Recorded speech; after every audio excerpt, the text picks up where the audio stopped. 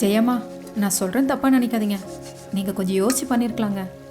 இங்கே யாருக்குங்கக்கா கஷ்டம் இல்லை. என்ன எடுத்துக்கோங்க, 8 வருஷமாக குழந்தை இல்லை. நல்லது கெட்டது போகும்போது பார்க்குற ஒவ்வொருத்தரும் புள்ள இல்லையான்னு கேட்கும்போது தான் நம்ம புள்ள பெற்றுக்க மட்டும்தான் பிறந்தோமான்னு தோணுச்சு. நம்ம அடுத்தவங்களுக்காக வாழ முடியாது இல்லைங்கக்கா. நடக்கிறப்ப நடக்கட்டும், அது வரைக்கும் சந்தோஷமாக இருப்போம் தான் இருக்கேங்க்கா. எனக்கு புரியுது மலர். ஆனா இந்த பால பொண்ணு கோவத்தை என்ன பண்றதுன்னு தெரியல. நீ ஒரு நிமிஷம் கூட வா.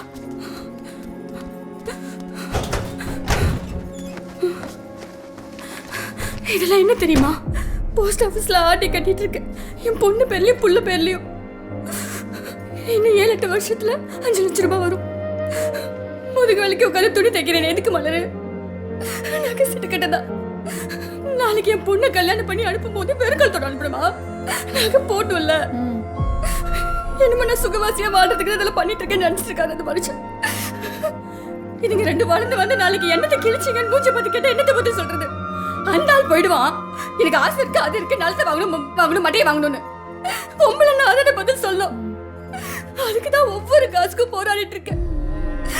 அதுக்கு தானே மலர் நம்ம எல்லாருமே போராடுறோம்.